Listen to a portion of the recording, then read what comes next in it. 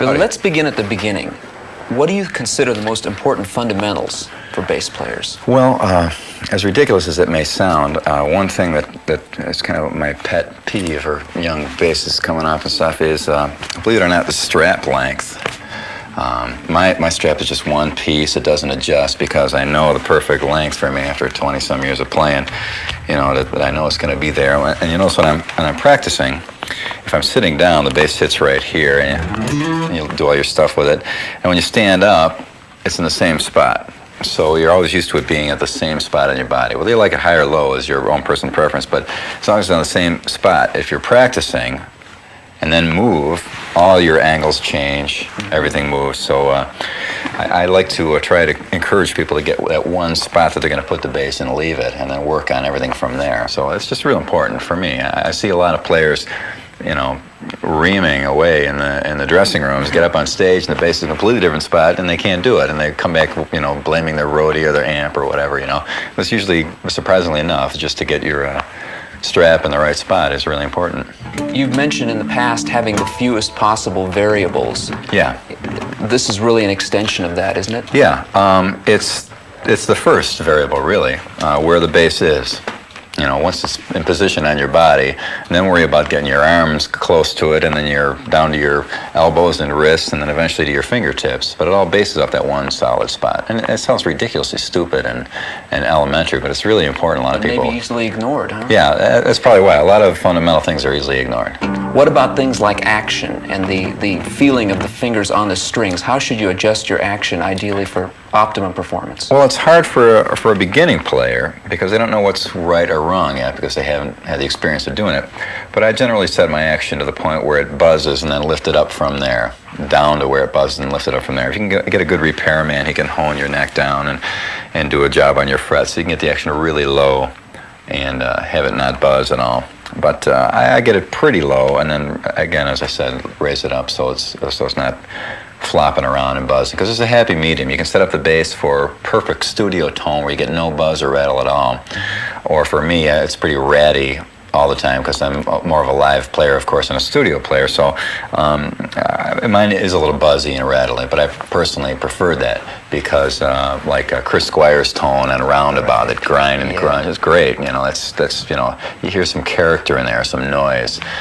To me, you know, playing a rock and roll band is about as far from perfection as you could get. So you know, a little noise actually adds to it, I think. What about string spacing, the distance between the strings? Well, it's pretty, for action. Usually they're not very adjustable, but I wish companies would stick with standards. There should be a basic Fender and a basic Gibson spacing, because that's the two basses that pretty much started out everything. So as a matter of fact, on this bass here, the Gibson spacing you can see is you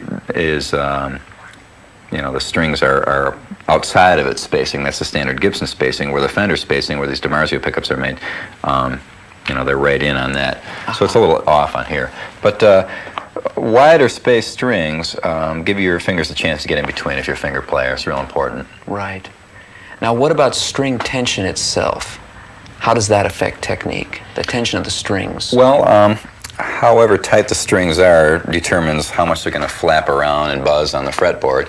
I would discourage anyone from using a real light set of strings because, you know, bass is a real strength instrument. It takes a lot of strength to play it, more so than a guitar. And I prefer to encourage people to put as much into it to get as much out, use a real strength kind of point of view. Could you tell us a little bit about your development in the early years as a player, what you got from your early influences? Well, first major influence probably was the Yardbirds, Paul Samuel Smith. So. Great bass solos, great bass tone. I just forgot the idea for the EVO style pickup. Super deep low end. I'm a man. Having a rave with the Yardbirds, totally great playing. One of the early prototype heavy bands too. Oh yeah, totally great. Real metal, if you wanted to call it that, metal and mono, I guess you'd call it. But it was great. Him, and then you know, the Beatles and all the pop, British Invasion came through all the songs. McCartney, melodic sense. Yeah, McCartney's a way overlooked bass player, way underrated. Like, you know. all the rain stuff, and you know, it's great stuff. Really cool, great tones too. Really built the band, and a lot of what you see now in bass players for the whole song is just really, bass just wasn't like that back then. Motown, Jamie Jamerson, all over the place. Fundamental element of the song was a bass line. Move the whole song. It made the whole song happen. So that's stuff I kind of grew up on, things that really were an important part of the song, bass parts that were part of the song, not soloing or not just thudding along, you know, eighth notes on the, you know, along with the single disco beat bass drum, you know. There's a lot more happening back then as far as, you know, writing goes. And I got into Tim Bogart was probably my biggest real big bass influence. Tim Bogart from Vanilla Fudge. And he influenced you technically too, didn't he? Real technically. He's still my hero. He's the greatest. I got all my raking techniques from him. I think the bass he played on the first Vanilla Fudge record to this day is set the standard for the ability of a bass to move in the context of a song and just take it to places where it just wouldn't have gone without him, you know. It's really incredible. Jack Bruce, Cream, unbelievable. All the live stuff. I just did an interview with him together recently for a magazine cover and for a big article story about, you know, bass back then and now. It's real interesting to hear his point of view on three-piece bands and stuff and how much the bass is really a part of things, you know. That's what I identify a lot with what he said. Oh, absolutely. That? We were like right on the money, both kind of same thing. It was pretty cool. And he had a great voice and a great songwriter. Totally amazing. John Entwistle, Chris Squire, you know, you name them. Did the sound of roto sounds come from Chris Squire? Yeah, Chris Squire. Well, actually, I came more from John Entwistle, I think, for me. But when Chris Squire came out, he popularized it for everybody. That grinding bass tone, totally cool. He was a great player. A guy in my neighborhood that started me playing bass, Joe Hesse, he actually gave me my first set of roto sounds, a used set off his bass, and once I tried him, like back in 1971, I think it was, once I put him on, I couldn't try anything else again, you know, so that was how long I've been playing him. So that's kind of where that tone came from. But and other than that, you know, Jocko, and then everything, you know, Oscar Peterson piano, I used to listen to a lot, Sonny Rollins, jazz sax player, Herbie Mann. Frank Zappa. Frank Zappa heavily, all my 7/4 and 5/4, learning odd time signatures, and he was the king of that, you know, so I learned a lot. I can, you know, from memory, sing you, you know, his whole first 10 records, you know, me and Steve Vai on the tour bus on the first Dave tour, we could sing every Frank Zappa song there was, with every little nuance. It was funny. So we learned a lot of that, and that's about everything. Anything in music is an influence. Including things like Bach even, right? Yeah, well, Bach I get into real heavily very, very early on, way early 70s, and everybody's like, it's a buzzword now, I listen to classical music, and I said, no, you know, I'd much rather go listen to something that no one else is listening to, you know, like pedal steel guitar or ethnic music, something that not everybody's into, because I've always, as a player, I've always tried to go towards something different than what everyone else was doing, and it's been successful for me so far, so I continue that. Instead of going with how everyone else is being influenced, go somewhere else, you know.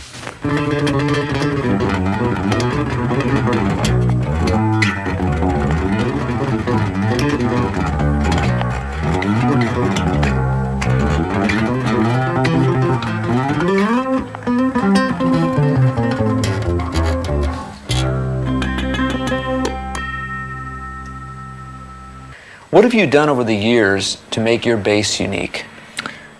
Well, with my Fender bass, this is basically an imitation of the Fender. The Fender is so beat over the years. Here, I'll show you here. This Fender is so beat, I'm always worried about it not making it to the next gig sometimes, because it's just been through. This is this is the only finish left on the poor thing, you know. And as far as what I've done to it over the years, I've just played so long, so many times, so many hot, sweaty nights, that the bass kind of wears into you. So now when I get a new bass, like the Yamaha, I have to mimic all the wear on the new bass. So on this here, remember I was talking about the position for your thumb? Yes. That's natural wear into the pickguard. It's a multi-layered Fender pickguard, so that's all natural wear. If you can see, there's wear spots here, all along here. It's all wear from where my thumb goes all along, you know. So I've like worn this thing into, you know, worn it out practically, you know. So it's, and I get used to an instrument. It's a good idea for players when you're starting out to pick an instrument and stick with it, because you'll find your body starts to shape out. Right now, if I just stand up, my ribs go in on this side from this bass being up against me. My shoulder goes down on the left from holding it, so my body's permanently crippled from holding on to a 30 pounds of Fender bass for so long, whatever. But so you really fit into it. It becomes such a natural part of you after a while. So to change basses, get a new bass is very tough to do. So anything I do to the instrument, I try to mimic on my new instruments what happened naturally to my Fender after years and years and years of playing. So I knew that was going to happen. And so now on this bass, basically, I've used this for all the recording I've done recently, and I've used it a little bit live, but it's so hard to get used to anything different than the Fender. Right. So what I've done with this bass to get it more closer to what I like, I've actually worn down here with a little moto tool. I faked the actual wear there, so it feels the same. And basically I had to take like 600 grit sandpaper and just take all the shine off, because if it's too shiny, it's too slippery. Right. But that bass is like bare wood, so it just sticks on my body. I've had to like put this tape and stuff on there to make it traction. Feel. Yeah, give it to the stuff you put on your bathtub so you don't slip and things like that, And just wear it down and make it feel worn in. You scalp the fretboard and things like that too, don't you? Yeah, I started to scalp this one, but I was on my way to Japan under the auspices of Yamaha, and I didn't want to beat their beautiful bass. They were kind enough to give me too bad, so I ended up not doing my homespun scalloping job that I did annihilate my Fender with. So that's I will do it though. The purpose of that is when you do that high bends, you get a little more bend. You get a little of that wood out of the way there, and it tends to, when your hands are hot and sweaty or whatever, you tend to catch up on that wood a little bit. So that's what that's for. But basically, I just wear the thing down. What about your detuner? This Hipshot detuner, great little deal. For years, I used to tune down to low D live, and I'd have to tune in between while the singer's trying to say something, or something, and dead air there while people are streaming out of the bar, But I saw an ad for this in one of the guitar magazines, and it's like, fell from the heavens. Perfect, exactly what I needed. So it's a real simple device. It just takes your tuning key and mounts it on a little thing that you can just flip it. It just moves the whole thing down, so you don't change the tuning at all. Stays right in. Drop it down to low D, back to an E. Works, perfect right into it.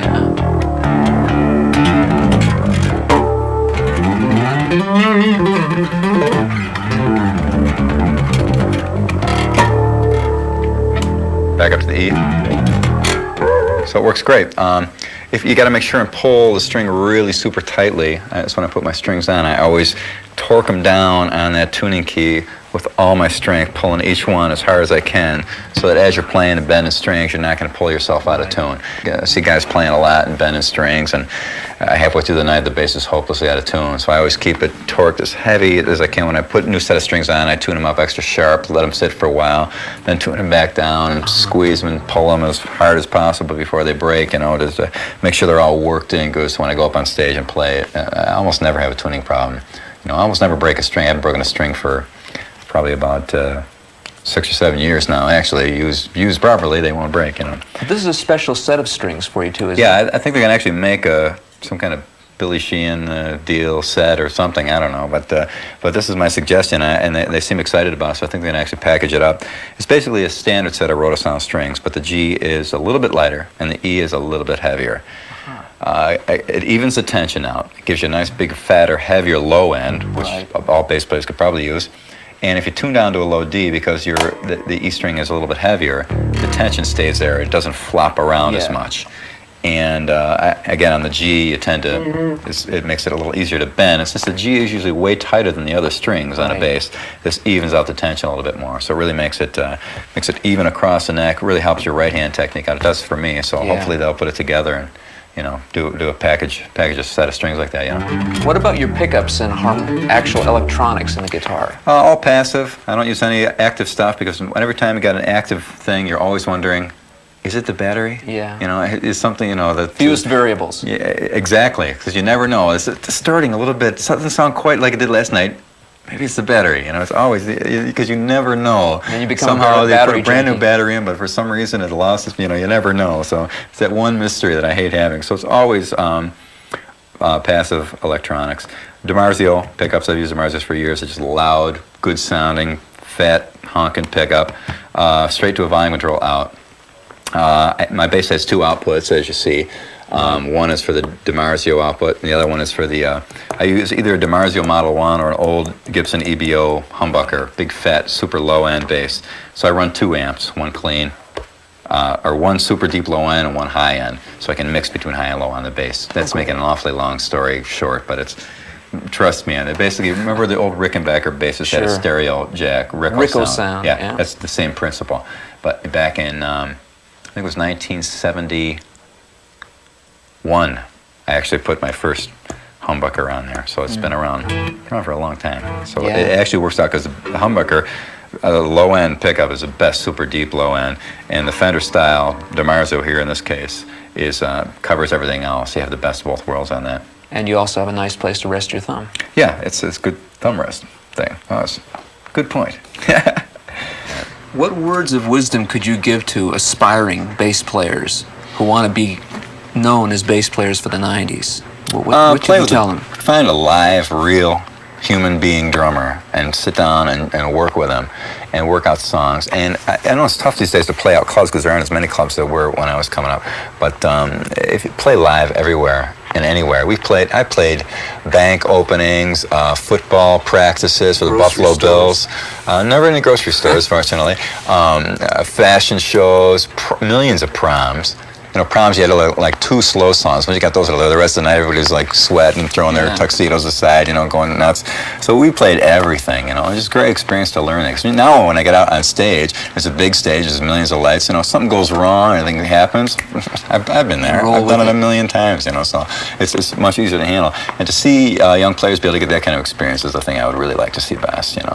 That's most important. Any suggestions for how they could do that? Just lock in with a live band? Yeah, live band. And you have to practice a lot live? Yeah. Well, I learned most everything I do live, on stage in front of people. I didn't really sit home and figure it out. It all came like from a bolt from the blue. I learned about modes on stage. I was in Pittsburgh playing at this club called Stage 1 years ago, and a friend of mine had taught me about the modes, but I didn't understand I didn't get the deal. What does he mean by modes and this position? All of a sudden, and all of a sudden the fretboard just exploded like... Yeah. Like the significance of it, you know, it looked like this big. It's now I see, you know, right there, right live on you know, in front of people. I actually figured out, you know, finally a little bit about music, you know. So you know, to get up in front of people is the essential thing, you know. And it's sad that you can't do, but you gotta get a band that does something that people will dig. You gotta know how to appeal to people. And I think a lot of bands sound like it's so original. They're not worried about appealing to people. They're worried about getting a record deal.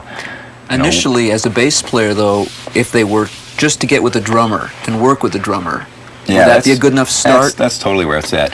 And listen, cop things off records. Listen to great bass players now. I mean, guys from AC/DC or Judas Priest, maybe unsung heroes, but those guys laid down great, all the funk stuff, great, amazing. I mean, that's the groove, the rhythm and feel and groove to get, you know. Cop that. But so much stuff nowadays is a little bit stiff. That's why I would recommend sitting down with a drummer, you know, a real live guy.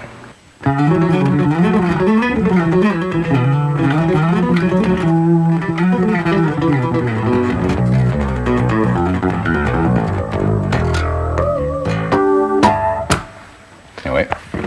Your right-hand technique is really well developed. What can you tell us about your right-hand plucking approach? Well, that's the most important thing for fingerstyle bass players, your right-hand technique.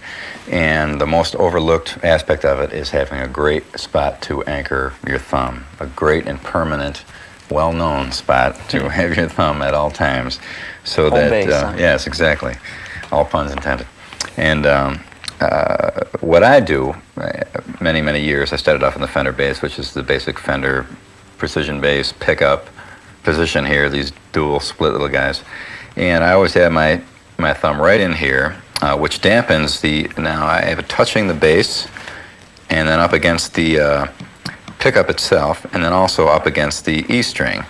which dampens the E string. So with your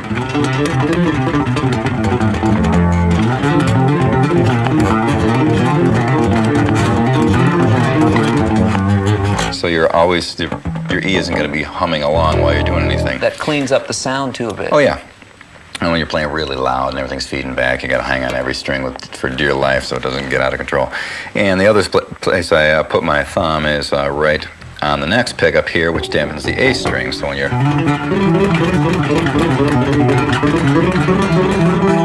nothing else is sounding. Actually, the other part of my thumb is dampening the E string too, so I got them both down. On occasion, I'll even get up to there and put my thumb on the pickup itself for just the G string playing.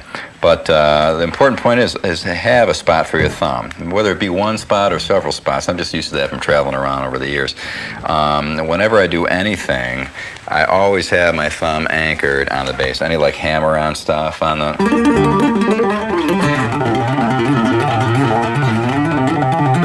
Always anchored here. It's actually starting to wear the paint down on this bass here. Always have a solid point from which to work. And I keep my wrist locked real solidly. Some instructor was telling some kids the other day to always leave your wrists loose and floating over the instrument. The problem with that is when you're on a 60-foot stage running full blast in front of 20,000 people, the monitors are feeding back, people are throwing stuff. You're going to try to play delicately floating. Ain't going to happen. You know, it's not going to work. You're going to fall on your face, basically.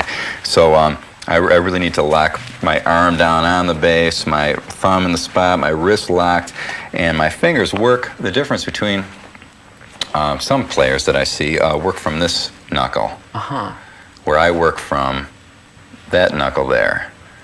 And the reason for that, you'll see some movement in there, but that's more for positioning. The reason for that is when your fingers sweeps like that, it creates a radius about that size. I see. And when you sweeps like that, the radius is much smaller. And therefore, that smaller radius fits in between the strings better, so you can actually play one string without hitting every other string while making a sweep. Some players play like that. Stand-up players play like that. You also notice stand-up players have a spot for the thumb. It's on the side of the neck. Yes. And that's how they play. I watched a guy the other night playing stand-up bass. He has his thumb locked down there real solidly, and he's got his spot. And on a stand-up bass, there's not too much difference in how any of them are built. It's the bridge thing and the neck and the fingerboard extension over the body, and they're all like that. The problem with electric bass is many manufacturers, everybody makes one different. Different configurations. Yeah, so you never got a good spot for your thumb. That's why I make all my basses with this, make sure they got the old Fender-style pickups on them, or I can't really ever play them live, you know, even if it's a real cool custom bass, I have to make and put these pickups in it in order for me to play. So in other words, getting back to where we started from, wrist lock, thumb in a good spot, work from this angle, basically, is how I pluck. And there's even a little bit of technology to how the finger goes over the string. As you tighten this joint, your plucking will become harder because you're digging into it harder. Right. Or you can leave it loose and let it float over, like for raking techniques. Like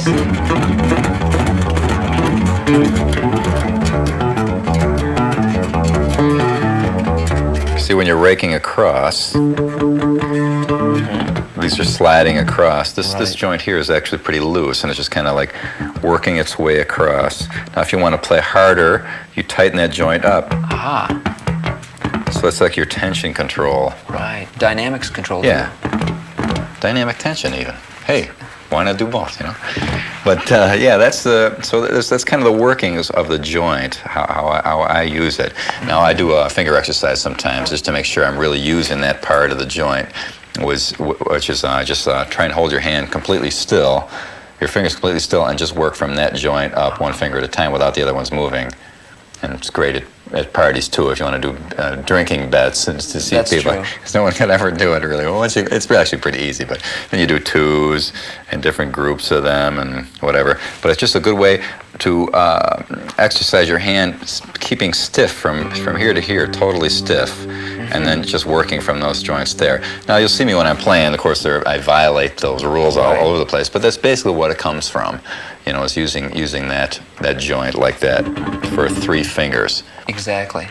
Now your main approach is a 3-finger approach. Right. Could you describe some of those details for us? Well, since most Western music is in 4, to get 4 out of 3, you have to, when you're plucking 1, 2, 3, 1, 2, 3, 1, 2, 3, 1, 2, 3, if you're going to do 4,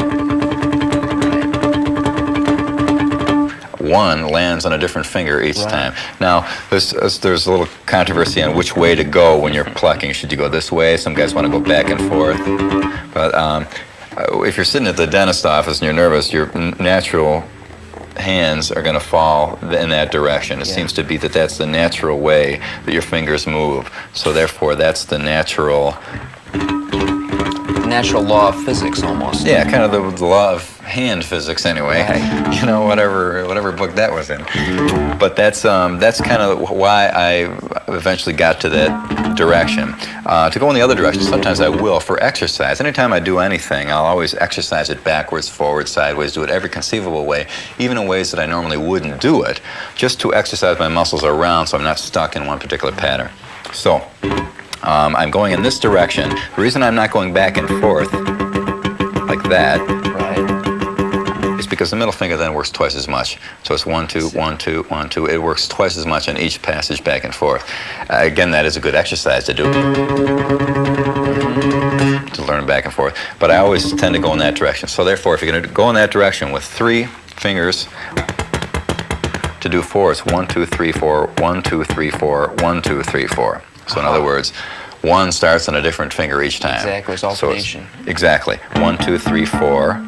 Now I start always, incidentally, with my ring finger.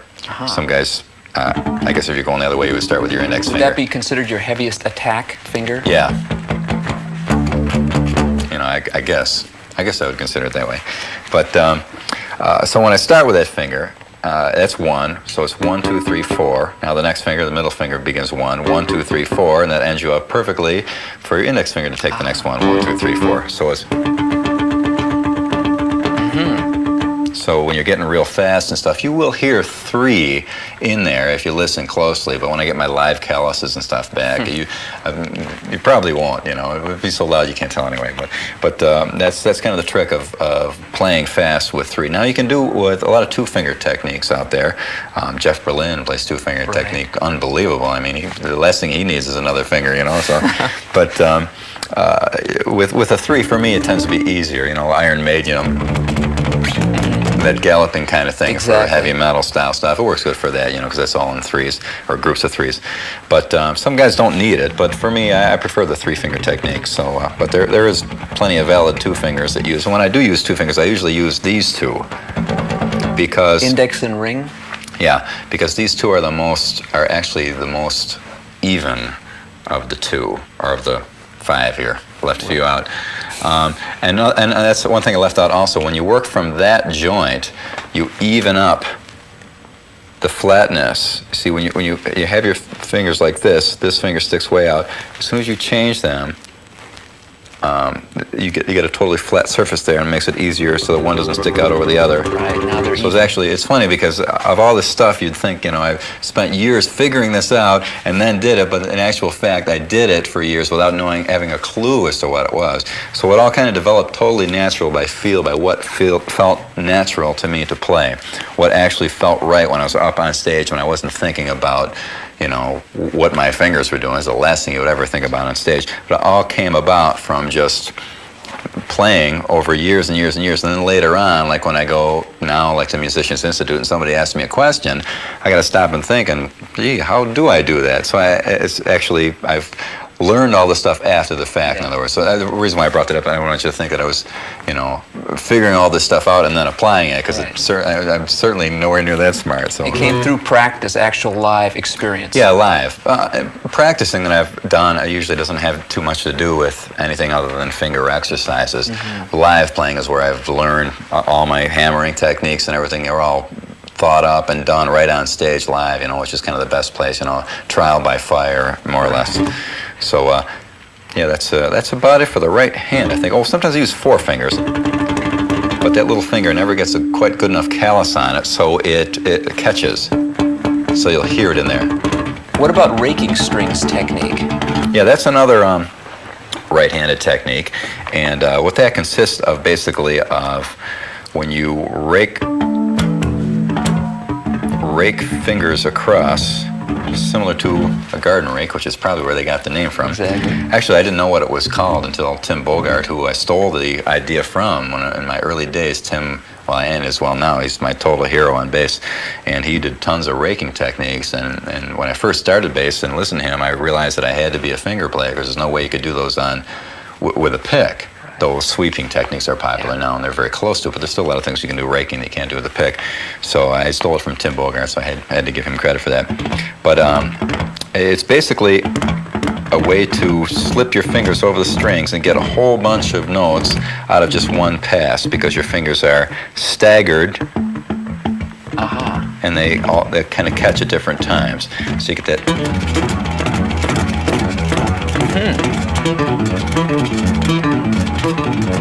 Now that particular move there, that's a four finger. 1, 2, 1, 2, 1, 2.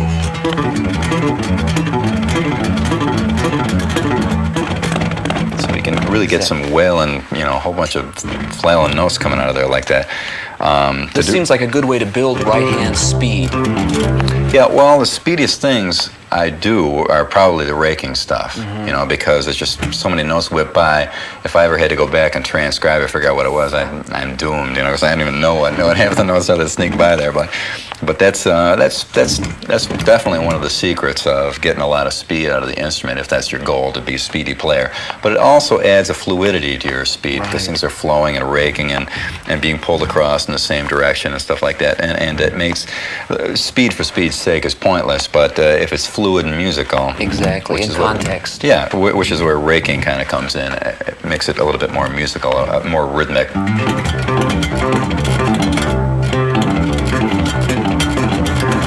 Stuff like that. Would you say between the three-finger technique, the raking, and then the four-finger, you have your basic favorite right-hand patterns?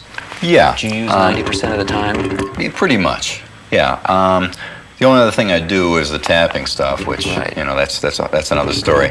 But yeah, that's basically it. The most important thing for anybody, I think, is that thumb locked, strap length, all those little crazy things that you would never think of. All the little variables. Yeah, locked in there, good spot, hands in the right position, playing with a lot of strength to get a really good, strong, hard, solid callus, because that'll have a lot to do with the tone of your playing. So however hard your fingertip is how easy it slips over the strings. I always have used rotosound strings, and they're very rough strings. They're tough on the frets, but for tone, I can't play anything else really. And they grab your finger real well. So there's a real catch to it. So there's a percussive attack at the note. Now, pick bass players got an advantage because they can get their attack from that pick sound. Exactly. Where finger players, you got to get a big, hard, solid callus to kind of mimic that, and give you that attack. Producers will drive you crazy and ask you to play with the pick if you don't have it. So I'll warn you in advance. Make sure you get that callus up there to save yourself some trouble later. What can you tell us about recovery muscles? Most of your moves you do on bass have to do with pulling your hands in towards your thumbs, towards the thumb on the back of the neck. You're pushing down on the strings to push them up against the frets, or you're plucking up towards your thumb when you're plucking from the right hand. So it's all that pull muscle. You almost never see anyone working on the muscle to get your finger back into the position where it can pull again. And that's the whole idea of exercising recovery muscles. In other words, it's not the muscle that you use to pull in. It's the muscle you use to push out. So there's some kind of rubber band thing somebody sent me one time that you can exercise your hands with. But you'll find if you push up against, try to lift your finger up and oppose against it like that. Yes. And each finger you'll find is very, very weak, where down, of course, is very strong. So if you exercise that muscle, you'll find that 50% of your moves is recovery to get to the next move. So when you press down on a note, you got to lift up to get to the next note. When it comes to doing something fast, you're going to have to get up and down fast. So you're going to find that by exercising your recovery muscle, as crazy as it might seem, actually helps a lot in your speed and accuracy and the fluidity of your hands. It's just a thing that came out of nowhere one time, and I started working on my recovery muscles, and I found that every time I did, my playing took, a leap into a little bit more exactness and a little less slop that I normally have a lot of. So, but the recovery muscles is kind of people always, that's one of the things that gets overlooked easily. And a trill would be a good way to develop that? Yeah, you could, or just put your finger on there and oppose it, and push up against it a bit, so that you're, pushing against your finger there a little bit. You've played with some of the greatest technical players, guitar-wise, of our time, in a close band situation or touring. Where do you think technique is going for the 90s? It's been developed heavily in the 80s. What do you think is going to happen? I think it's peaked and it's reached total overkill to the point where it's technique for technique's sake, which is a total waste and total, it's a horrible situation for music to be in. Because I come from a song era, song playing, Three Dog Night, Young Rascals, all these bands that had great songs and this stuff. I always played in a band that had a lot of vocals in my early days. And so songwriting to me is really essential. So now a lot of songs are built around just technique.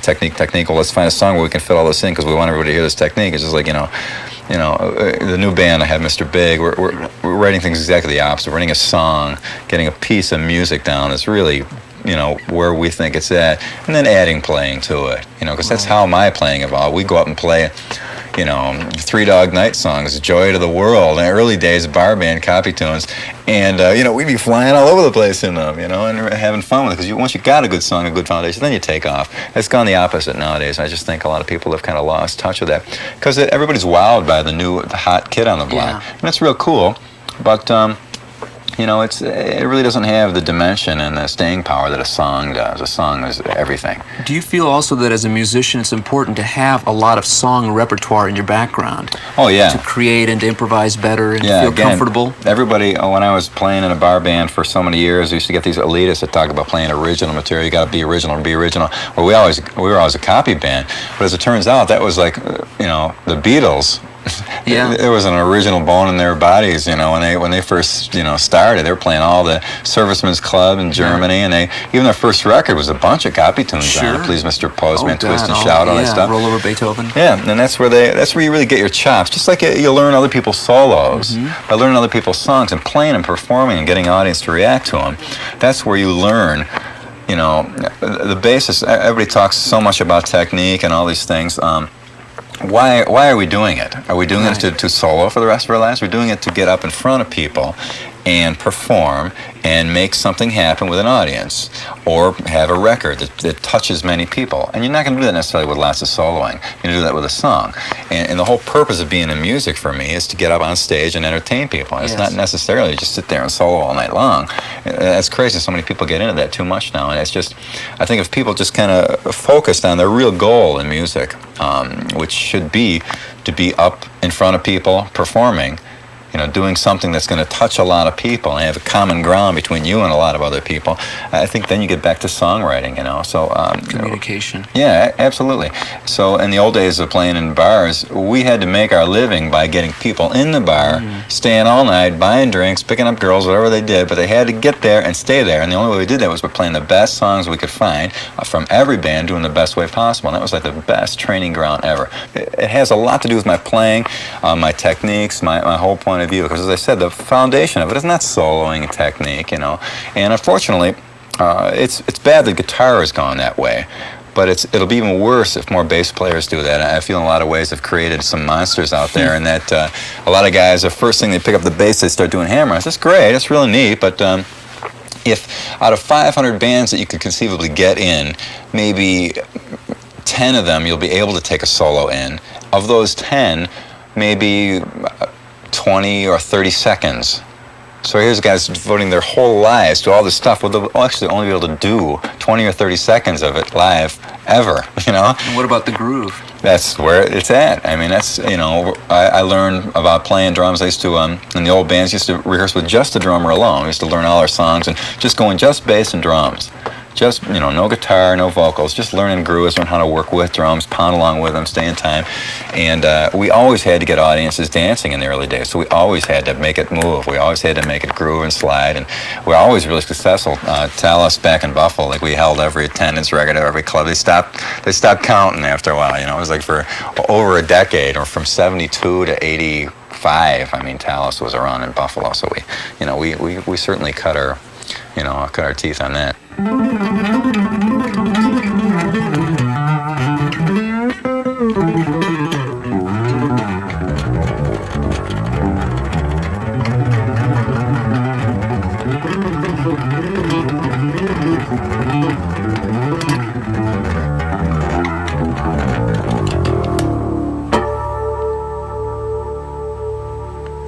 A principle that I use with my left hand that I began or noticed first on my right hand is that principle of locking things together.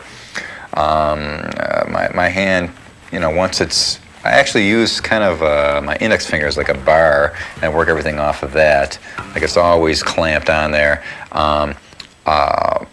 My finger always has like two calluses, one for like it covers 2 strings, sometimes 3 strings.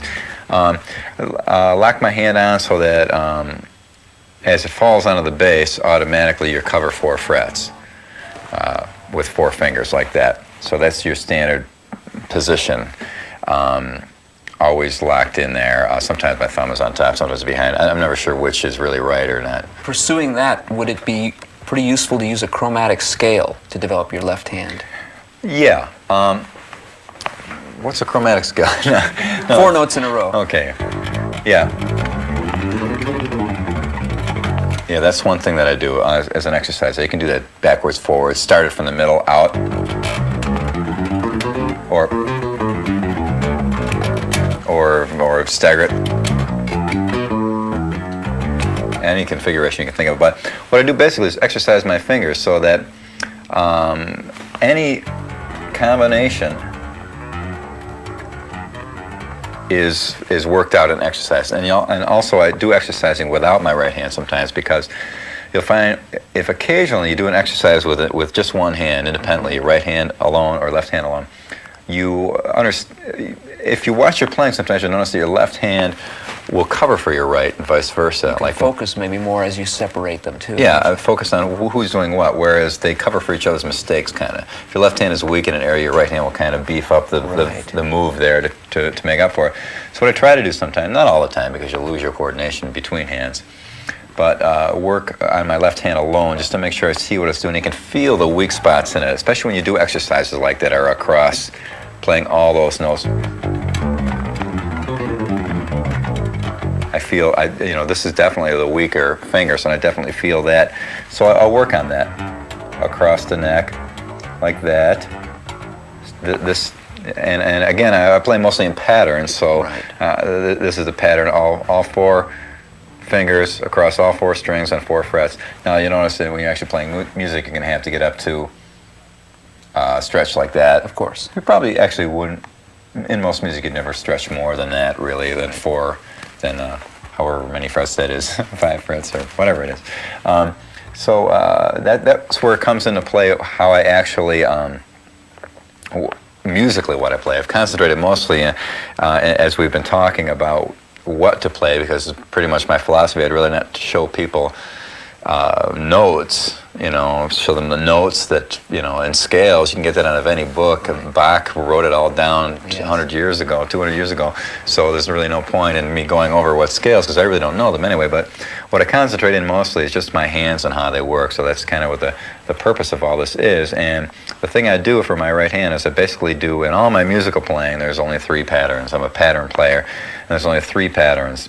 The first pattern is 2 whole step.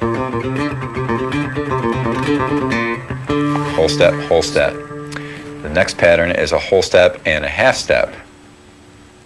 And the other pattern, third, next, is a half step and a whole step.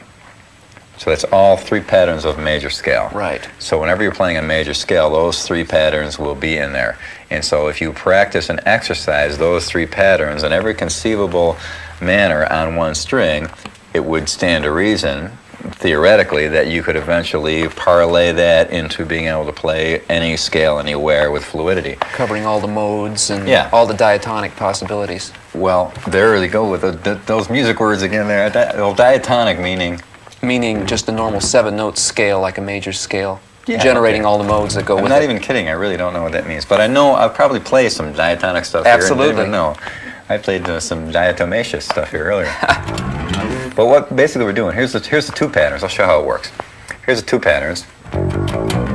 There's one of them. Right. That's the other one. Now, whenever I do a scale, like a C major or G major scale, actually it only goes...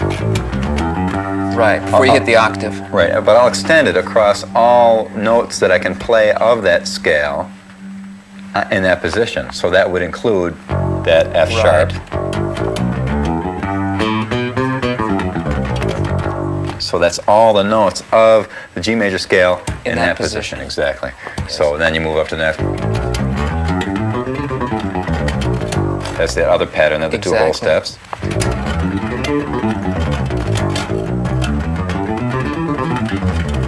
It's all of that one.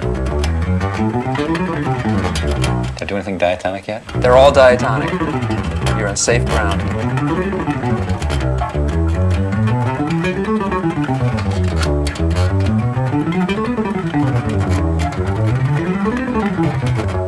So and that's back to an octave higher. Exactly. So if you notice, if you want to, whoever's watching this puts their tape in reverse or whatever, only 3 patterns were included in all those. Right. Various groupings of those patterns, but they're all 2 whole steps and a half step and a whole step. That's all that there is. And it's funny that of all the music, all Western music, which is in basically a major scale, or even the minor key, which is a relative minor, I know about that a little bit, it's only those 3 patterns. Until you get into like harmonic minors and then other... The odd intervals in it. Odd scales that, yes. that odd people probably think of, so... What about your rocking on the bar technique that you use with your left Rocking hand? on the bar thing, I used to do that when I was in an old band. We played in the bars, and we'd always get out on the bar. And no, just kidding. Rocking on the bar technique. That sounds like something a band would do in a bar. But what we're actually referring to there is it's kind of a barring technique. So you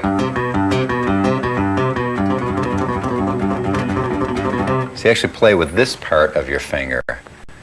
So you cover, the string is on the tip and then this middle part. So we got to get us that little snap of that joint.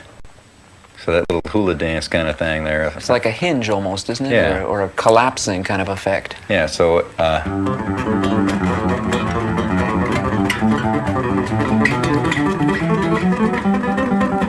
it's real handy to just get more notes. So again, economy of motion. So you're not moving and using fingers more than you have to, and you're getting the most out of the smallest amount of movement. And so, to use it. Look at, there's millions of notes coming out there, but it's like, there's hardly any movement. Actually, I want to do it.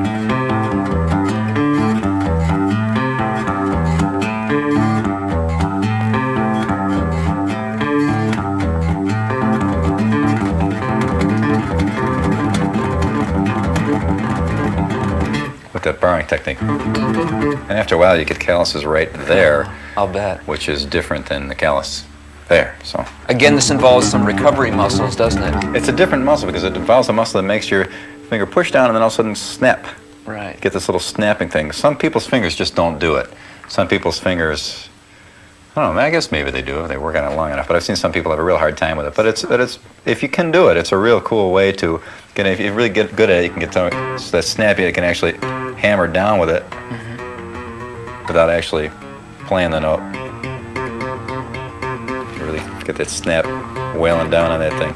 So it's a real handy thing, and it really helps me out a lot of my playing. I use it a lot, just to make up for lack of finger being there. It's real handy. I understand recently you went to Japan as a soloist. Could you tell us a little bit about that? I went over there on the auspices of Yamaha, and they did, in effect, the TV commercial, that I did with Yamaha. They ran that before the show and everything like that. I did a couple of neat, like the double tap thing. I used a lot in the commercial.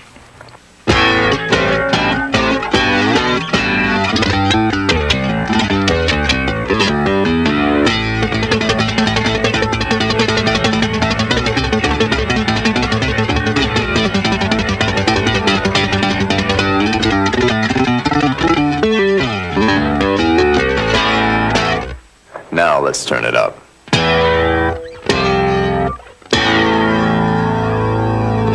Yamaha has been a great help to me in a lot of aspects of my career.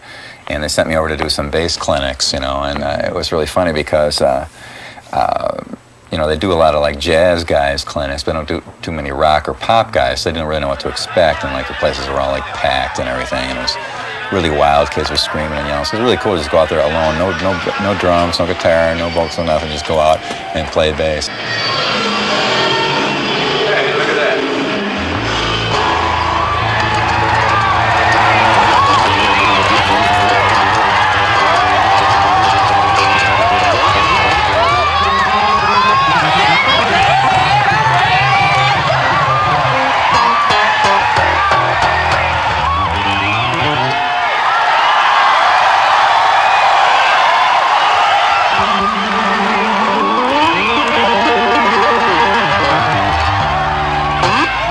It was a really cool experience. Japanese people were so incredibly great to me. It's really like being on a different planet there with different language and everything was different.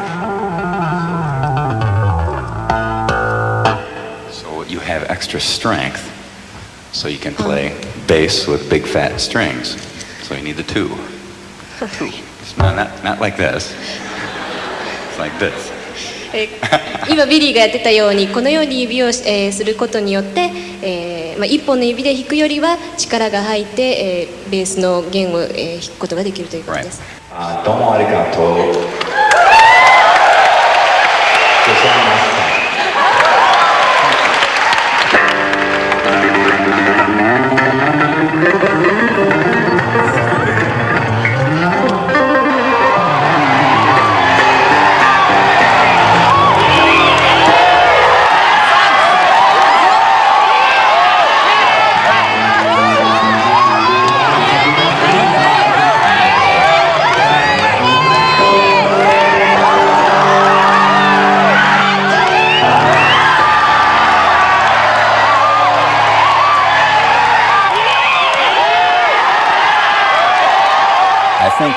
The interesting thing about Japanese audiences is they really appreciate that soul blues influence on music, and Japanese audiences also can like many kinds of music. Mm-hmm. Not like in America, it's just I like only metal, you know, or I will listen only to dance, or I will not listen to anything else but, you know, it's like they listen to everything. Go to a Whitney Houston show, then to a Metallica show, you know, so it is possible to do. I mean, myself, I like a lot of different acts, so it's really interesting to see that. I wish they do that in America, you know.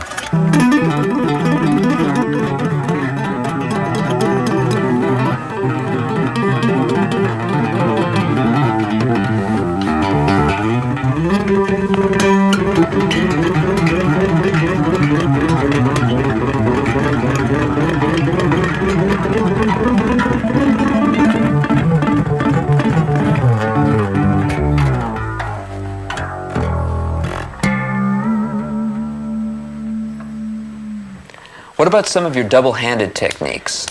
Well, all my techniques are double-handed because I got to use both hands. I mean the tap-on Okay, style. I know what you mean. All right. Trick question. Yeah, right. Well, that actually developed a long time ago when I saw Billy Gibbons with ZZ Top. And when he did that, I thought, oh, great, you can... For, I don't know, in one of their ZZ Top songs we used to do in the old bar band. So that's where it kind of came from. And then I realized that after that you can hit that note and you can even get more off it like that. And initially it was meant to just kind of enhance what the whole band was doing. It eventually turned into kind of a solo thing. You use two fingers, don't you? Yeah, definitely. That's the one thing that makes it different from a lot of guitar players. I see a lot of guitar players, as soon as they do this tapping thing, and bass players too, they do this like real lightweight, single finger little thing where they flip the note off. Now here's already the huge disadvantage that first of all your arm isn't anchored anywhere. Right. So if you're running across a 60-foot stage, like I said before, or even in a bar and people are throwing beer on you, stuff like that, you're never gonna find out where you are, and your hand isn't gonna be. You're not gonna really know where you are. You've got nothing to really lock to. You're not gonna know where your hand is. So I do the old thumb again, locked on somewhere, like on the edge of the neck. Usually is a good spot. And also another thing I do, instead of just lightly doing it with one finger, the wrong way, which is down like that. That's just not a normal way for your hand to move. So clamp this finger down on top of it, because on bass, as I said before, it's a real strength instrument, and you really need a lot of strength to put as much into it as possible, so as much comes off of your instrument. You don't have to depend on your amp and all this electronic stuff to make your sound come out. You got to make things read loudly off the instrument itself alone. Physically. Yes, exactly. So the double finger really gives you a chance to knock it right off the neck if you want. Really gives you a chance to really hit down really hard. It gives you way more strength. I mean, if you try it against your hand, it's way more strength down like that. You're going to really need that strength to make it sound loud. So it doesn't slow you up at all. Now, when you do phrases like that, are you crossing fingers? Oh yeah, sometimes I'll get this finger behind. See, because it's all you're doing when you're tapping, for anybody that doesn't know about it, is, you know, if you're playing a line, you've got like these notes that you're playing. Well, you just move this finger in and play those notes for these fingers. So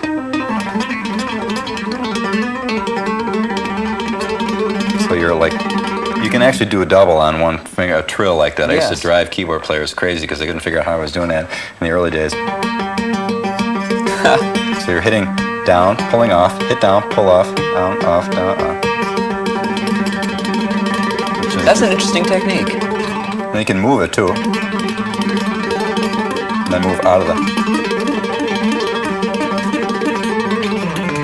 See how the thumb is always right there? Right, an anchor point. That way I'll always know that I'm going to hit right on that G and I get that real strength thing. Because I've seen so many guys go out on stage with this incredible technique, you can't hear it.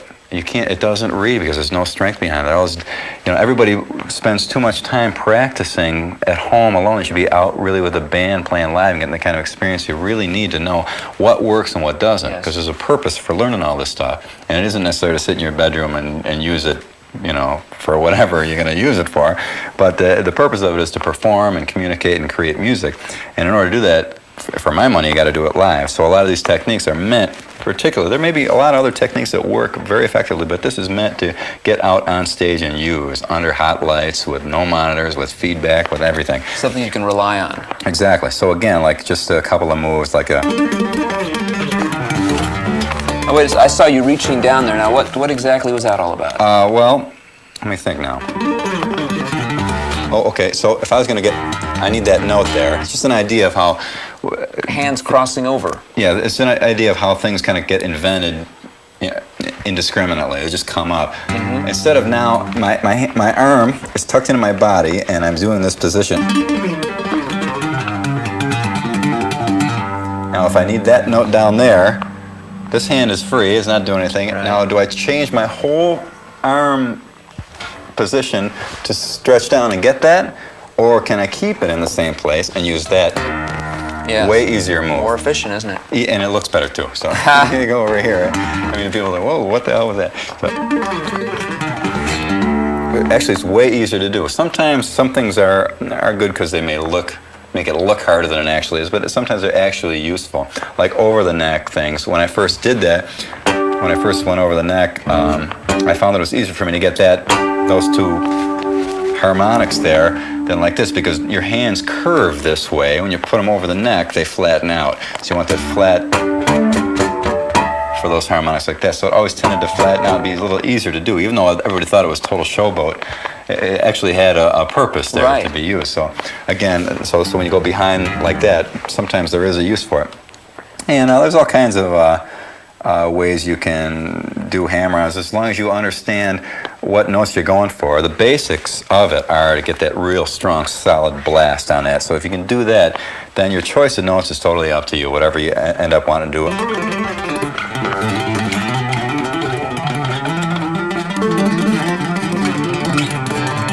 It's kind of a double. What's happening So there we're dealing adjacent strings? Yeah, we're dealing with a couple techniques in a row there.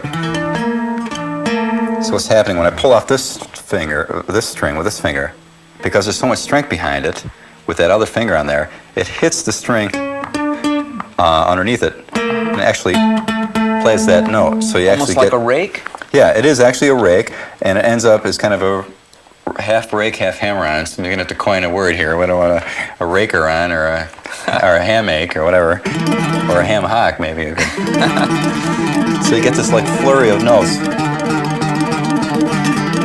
Sounds like almost like flamenco guitar. Or flamingo guitar. Then you have to do that on one leg though. So you get like, that's just kind of an inadvertent technique that comes from applying a lot of strength to your hands. And once you just, my whole purpose in a lot of my exercises and moves is just to create a machine out of my hands so they do, you know, what they have to do on their own. And I can just kind of direct them from another spot in my mind, you know, so I don't have to really think about what I'm playing. Once all the exercises I show with the left hand and all the right hand stuff, once you build up your hands to a good machine, you can stop thinking about it, because when you think, when you're playing, as you probably well know, you're lost.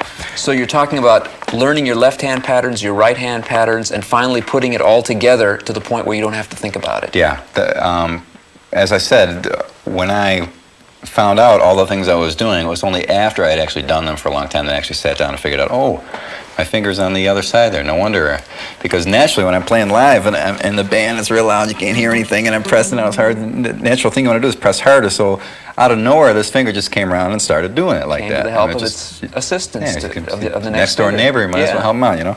So, you know, it kind of naturally occurs like that, and it's kind of a natural evolution of thing. And so then, again, a lot of this stuff began, I played in a three-piece band for almost my whole life, and so we always had to cover for other players. So I would, the hammering things, like in Schizoid Man, we used to play by King Crimson, that one, there's a soprano sax trill right in the middle of like, that, so I had to get filling that in the there. Missing part. Yeah, so I always had to fill in the extra guitarist or keyboard player. So that's where things like, always at a double octave. Yes. Basically. That almost sounds like a pianistic technique. Yeah, it's kind of a, well, if you locked or your... a drum pattern. Yeah, it's something percussive. It's drum patterns, whatever you might want it to be.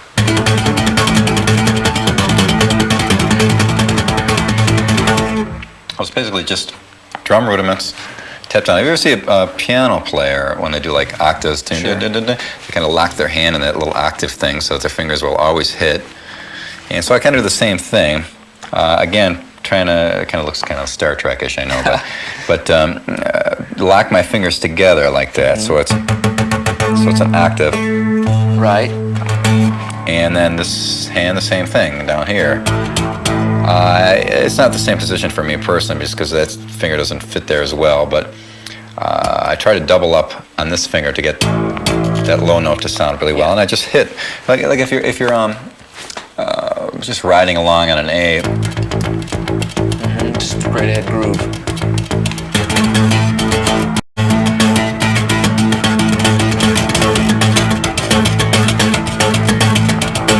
A little more interesting way of doing it, rather than... More colorful, more energetic. Yeah. And they can move it around to them.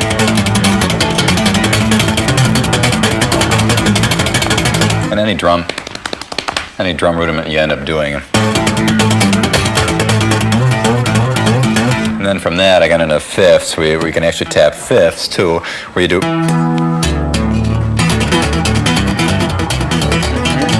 individually tap, and you can also individually tap the octaves, too, in any kind of rhythmic pattern you can think of, and then you can get in all kinds of... Now, in that case, what's going on? Actually, it's just a E minor chord. So I take these two with that, and take these two outside ones. Aha! Break up the chord. Exactly. Now.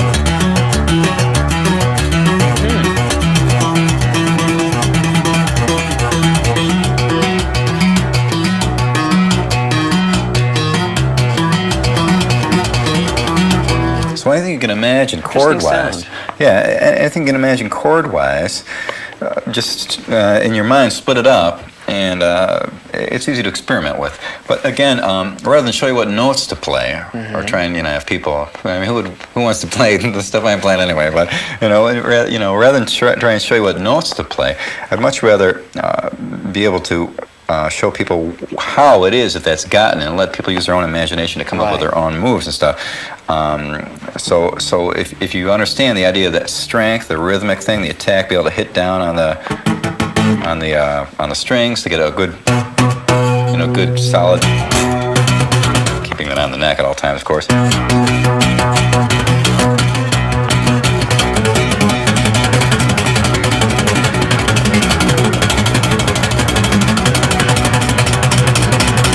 So anything you can imagine, you can do in there. So once you get the actual hand technique down, because so many people try and show people what what notes to play, but I think if you really know the technique, you can come up with your own notes. Probably be a little hipper, And basically, that's what we've been covering is techniques, and hopefully that they'll lead to the creation of a new style, as they did in you with somebody else, using the same foundation type techniques. For someone to take whatever they want from me, and hopefully they'll come up with something better and expand on a thing. Because every time I saw Billy Gibbons do that, I thought, how great, and that eventually turned into all that stuff. Actually, all I got was one little thing from him. So hopefully, whatever anybody gets off me, they can extrapolate. I love using that word. Yes. From that, any kind of concoction they can imagine. One last point. What about tapping harmonics? I've seen you do that a lot. Actually what that is once you get your technique down to the point where you're really hitting strongly, almost anything you hit is going to come out as a harmonic. Anywhere along the string, too. In that case, you're playing the overtone series basically along the string, aren't you? Is that what that is? Tapping out the notes that would be the open harmonics? Yeah, I guess that is. That's actually a scale, I guess. It's all along. So if you just hit the bass anywhere, there's a thing in a Eat 'em and Smile record, in Going Crazy. People always think, what in the world is that? Yeah, what was that? It's the simplest thing in the world. Just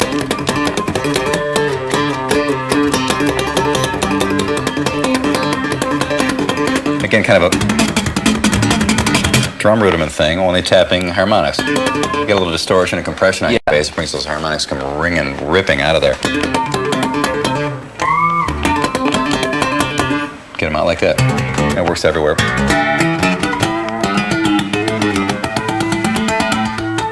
In addition to banging them out that way, you also do a pinch harmonic. Yeah, that thing I just did there. Again, that's a Billy Gibbons idea. I stole that from him. He's great. He's something, doesn't he? Still is. Yeah, he sure is. I think he uses a peso or a quarter or something for a pick. Metallic. And so when the pick goes past the string, the soft part of his thumb touches it and he gets the harmonic. So since I don't use a pick, and the only thing I have hard in my hands, you can do a lot with that, but I won't anyway. The only thing I have in my hands that I can use like that is my fingernails. So I use that as the pick with my soft part of my thumb up against it. So actually, if you want to, I don't know if you can see there now, but just get kind of a.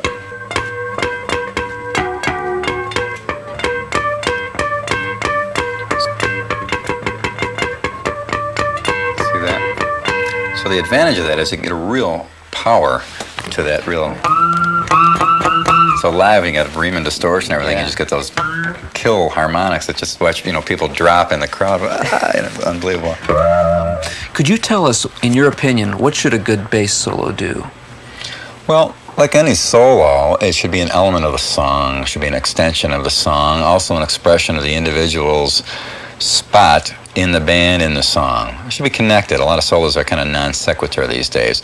A lot of guys are just riffing mania without any real connection to the song. The guitarist I'm working with now, Paul Gilbert, is a good example of someone who can just scream on his instrument when it comes time to knowing a song and playing within the context of the song.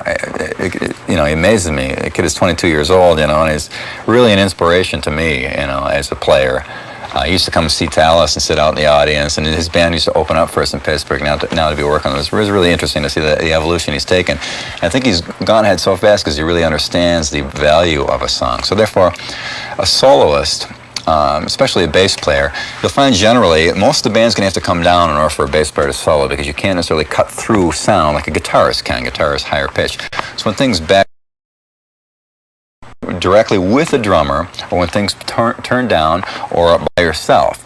So you have to really, therefore, know even more of the elements of the song to be able to keep the idea and spirit of the song there while everyone else is gone. Mm-hmm. You know, so it's even more important where guitarists can solo and can kind of step out of it a little bit more because the whole band is moving around behind them and they're holding it together with them.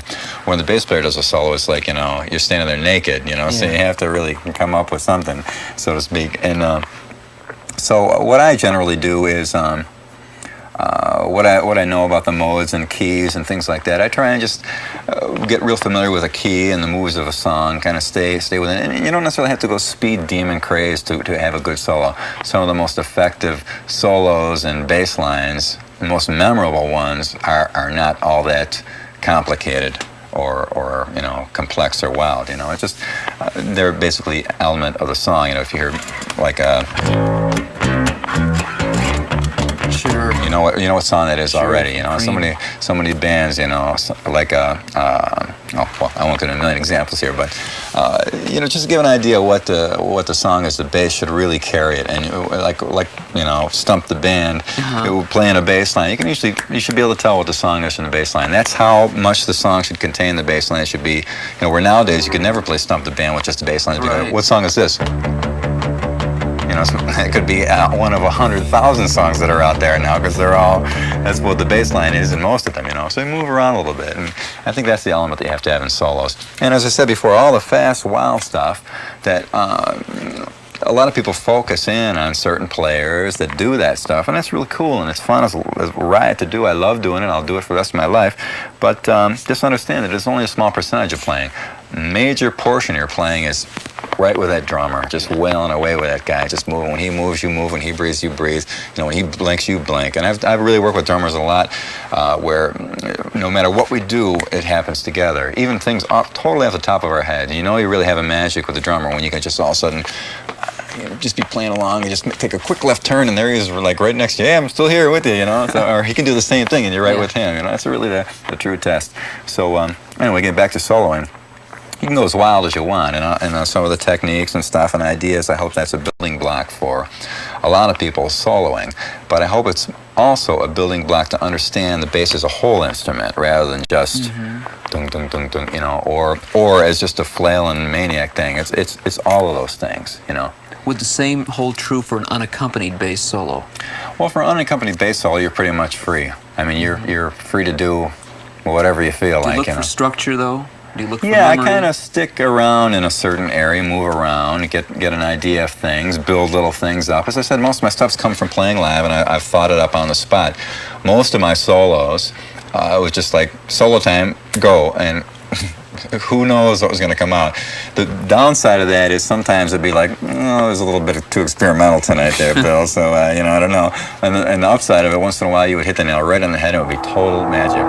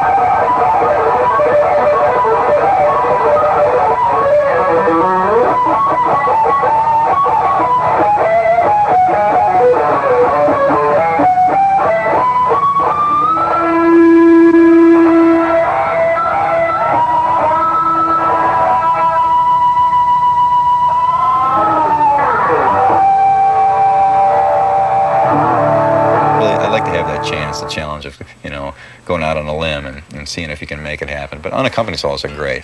But, it depends on your audience and what kind of music you're doing. In a country and western band, I don't think you'd be doing too many unaccompanied bass solos, I don't think Whitney Houston's bass player would be doing unaccompanied bass, like that. But, in other kinds of music, that's the case. And if it's entertaining enough, it can be valid. But I think the bottom line is entertainment on it too, And musical technique is underneath communication. Communication is first, technique comes second. So if you're communicating, you're doing it, no matter what your technique is.